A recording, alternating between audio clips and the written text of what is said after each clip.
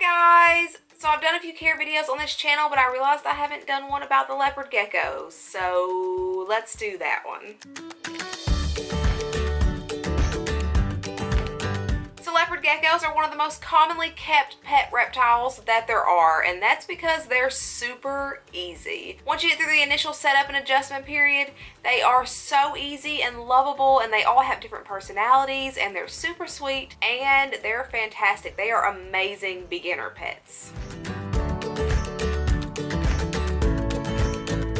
They are originally from the Middle East, where they live in rocky grasslands, and I've read conflicting information about whether they are nocturnal animals, meaning they come out at night most of the time, or if they're crepuscular, meaning that they are most active during the dawn and dusk. I know that mine kind of goes back and forth, so sometimes first thing in the morning she's up and out and about, and then at night she's out and about, and then sometimes she'll spend the entire night out digging in her tank.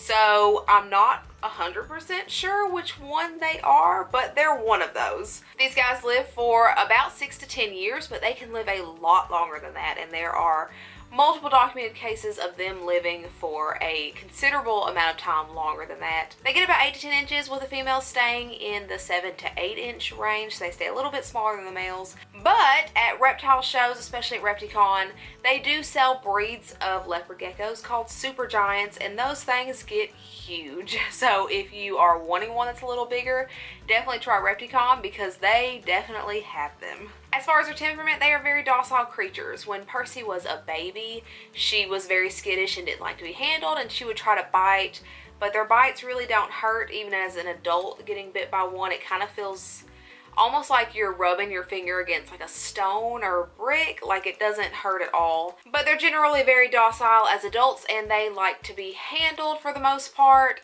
Obviously, every reptile is going to have a different personality, but Percy likes to be taken out every single night. She'll come and wait for me to feed her at nighttime, and she'll just wait for me to take her out of her tank. And she goes as far as, when I put my hand into the tank, she will crawl into my hand. So for the most part, they like to be handled, and they seem to enjoy people. But if you're getting yours for the first time, just make sure to give it that adjustment period where you just leave it alone. Just provide it with food and water every day, and don't attempt to handle it for a couple weeks, just so they can get used to their new surroundings, because as with any animal, moving to a new area, to a new habitat, is going to be stressful, and you want to cause them the least amount of stress possible.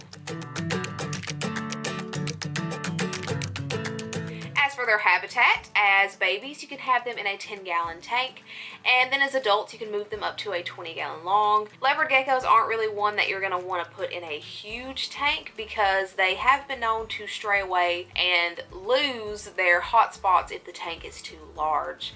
So you definitely want to make sure that you have an appropriately sized tank for them. In that tank, they are going to need 3 hides. They are going to need a hot hide, a cold hide, and a moist hide. Leopard geckos like low humidity, but they have to have humidity to shed. So the absolute best thing that you could do is have a moist hide for them that they could go in when they're shedding, and you put either moss or vermiculite in that hide, and they know when they need to shed, and they'll go hang out in there when the time comes. As far as substrate in that habitat, you could go super simple and do paper towels or reptile carpet. My absolute favorite is tile, because it stays clean and it grinds their nails down as they walk around, and it does a really good job at conducting heat from the heat pad that you're going to have in there. It just all around looks really good and clean. You can go to any hardware store and have them cut the appropriately sized tile for the tank, or you can do it at home. It's super easy. And I always just get my tile on sale. I paid 10 cents per tile at my local Habitat for Humanity Restore store. So that was an amazing deal, but that's my personal favorite. You can also do a bioactive setup, which there are absolutely beautiful bioactive setups out there. I tried it. It wasn't for me, but I do have a bioactive side in my leopard gecko's tank that she can go into, and she does. She digs in there all night, and she climbs, and she absolutely loves having that area to do her natural things that she would do if she were in the wild. But yeah, you have options there. Just do not use sand. As with most reptiles, sand, especially calci sand, can definitely cause impactions.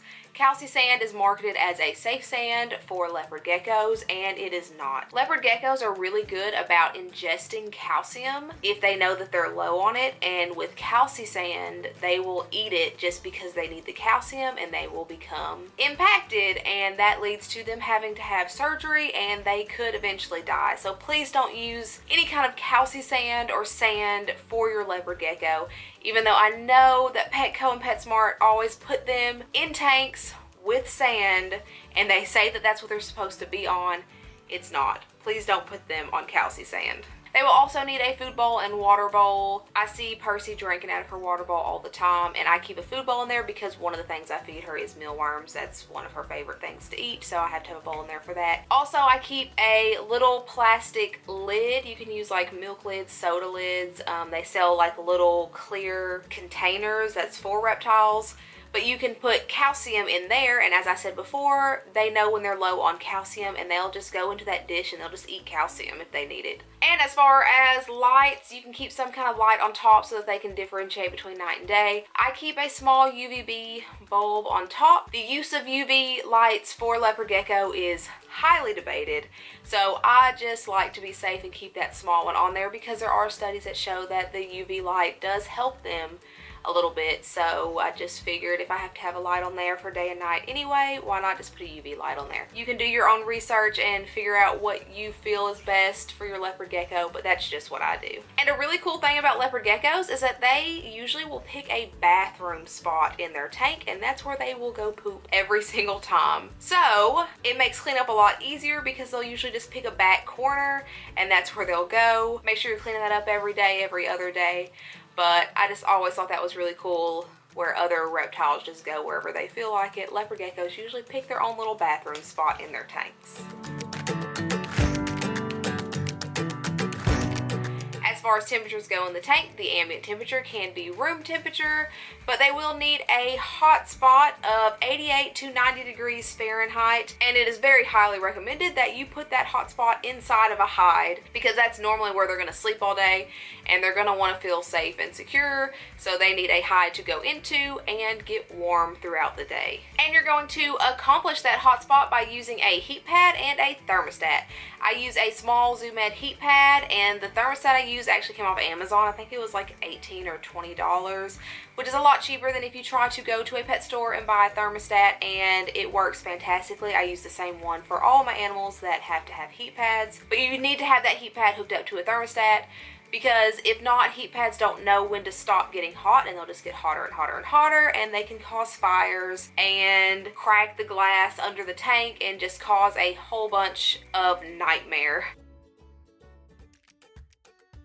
But I'll link everything that I use for my leopard gecko in the description below. Maybe that'll help you if you're getting your first leopard gecko. But yeah, you have to have a thermostat on your heat pad. Like I said before, these guys come from the Middle East, so they like a pretty dry habitat with the humidity staying at about 40%. You need to make sure that that humidity stays pretty low because if not, it could cause respiratory infections in your leopard gecko. But to combat that, you need to have a moist hide in your tank at all times that they will use when they're shedding. And speaking of shedding, kind of like snakes, they usually shed all at once as opposed to bearded dragons that'll shed in patches, but it's not going to come off in one solid pretty piece, and usually they're going to eat it when it comes off, so there's not really going to be anything for you to clean up afterwards. But if you see your animal biting and pulling its shed and eating it, that's completely normal. And don't be alarmed if your leopard gecko doesn't eat when it's shedding. Percy will not eat the week that she sheds. So anytime that she kind of slows down on her food, I know that she's about to shed, and then she eats her shed, and then she won't eat for a few days afterwards either. She'll just hang out in that moist hide the whole time, and it's completely normal for them not to want to eat when they shed. So on to them eating. What do they eat? Leopard geckos are insectivores, so they will only eat bugs. They are not going to eat any kind of fruits or vegetables or anything like that, and they need to be given live bugs. When you give an animal dried bugs or like freeze-dried bugs, anything like that that's already dead. Those bugs have a lot less nutrients than giving them live bugs, so you need to get them bugs that are alive. And they also need to be gut loaded. So if you're feeding your leopard gecko primarily crickets, you need to make sure that you have those crickets in a container with either vegetables for them to eat, or you can buy commercial cricket calcium powder, which is what I use, and make sure the crickets have water and all that. Same with mealworms. Mealworms, I put some of that powder in there, and I also make sure that there's collard greens or mustard greens or some kind of greens in there for them to eat. But whatever bugs you feed them need to be eating, because they have to have those vitamins in their body that your leopard gecko will then get. And as far as those bugs, like I said, you can do crickets, mealworms. When they're adults, you can do superworms. I don't, because it makes me nervous. I feel like she's gonna choke. You can also occasionally do waxworms and hornworms as a treat. Don't primarily feed them those two though, because they are very low in nutrients and very high in fats. And you can also do things like dubia roaches. Percy won't eat dubia roaches. I don't know why, but if your leopard gecko will eat dubia roaches, that is one of the best foods that you can feed them. It is the most nutritious. It has the most amount of protein. They're better than crickets. They're cleaner than crickets. If your leopard gecko can eat those and you have access to them, I highly recommend those. And yeah, just bugs. A few things I forgot to mention. You're going to want to feed your adult leopard gecko 4 or 5 bugs every day, or 8 to 10 every other day. And you're going to want to make sure that you are dusting those insects in a vitamin supplement at least once a week and treating all water with ReptiSafe.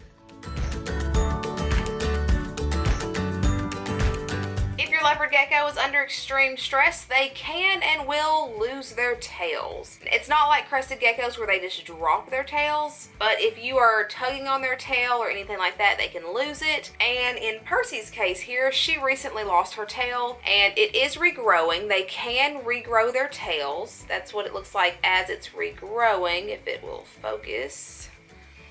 But it's not going to come back as pretty as their original tail was. As I've said in previous videos, in Percy's case, I think that it was a shedding issue that she had, and she ended up cutting off the circulation to her tail and pulling it off. I'm not really sure, but just know that they are one of those lizards that can lose their tails. But please make sure that you're watching if you have small children or anything like that around them. Make sure that they are not pulling their tails, because just because they grow back, it doesn't mean that it's not a very stressful event for them to grow back that tail. So just be aware of that if you are getting a leopard gecko.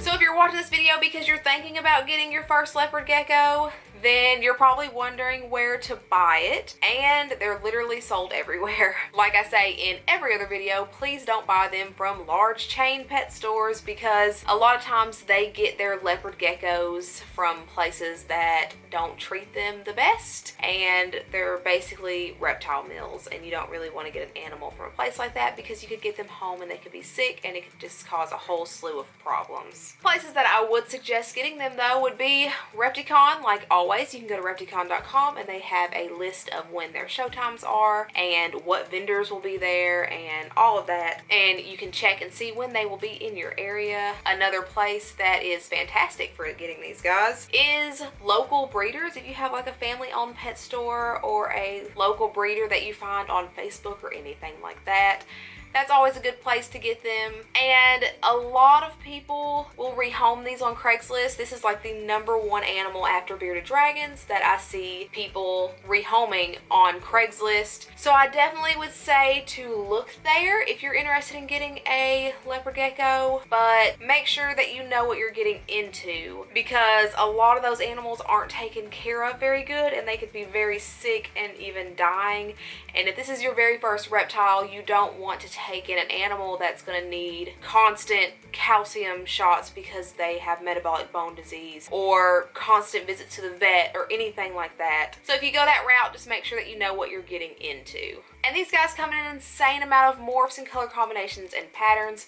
Percy here is a Max Snow. They come in bright oranges, solid whites. They have the bold stripes. They come in so many colors. So if you're looking for a very specific color, I definitely recommend going to morphmarket.com Repticon.com or any online breeder. Make sure you research the online breeders first. They will have all the range of colors. You are going to have to pay extra because they're going to have to be overnight shipped to your house. But if you are looking for a specific color, then that is definitely the avenue that you want to go down. And I've heard nothing but good things about Morph Market. Morph Market is a website where breeders will go and sell their animals, and they have lots of morphs, as the name suggests. So those are definitely my top recommended places to go if you are looking to get one of these. Just know though that with any animal, the price is going to vary greatly based on what color you get. So you could spend as little as $20 for one of these, or you could spend up to $2,000–$3,000. So just keep that in mind as well. But yeah, guys, that's about it. If you are about to get your first leopard gecko, or if you have just gotten your first leopard gecko, make sure to do a lot more research than just this video. Make sure to research all you can so that you are providing the best home that you possibly can for your leopard gecko. And if you're watching this video before you get your first one, then good job, because you are already on the correct path to providing an amazing home for your new animal. If you're not already subscribed to my Instagram, you could follow me over there at l.622, where I post pictures of my animals throughout the week. Future me here editing this video. Sorry about the weird lighting. I am up against my bedroom window filming on my phone. I just wanted to give a really quick shout out to Masoki_GA for going through my Instagram and liking a whole bunch of my pictures. Thank you so much. You are the bee's knees. And if you like this video, don't forget to hit that subscribe button below. I put out new videos every single Sunday. And as always, thank you so much for watching, and I hope you have a fantastic day. Bye.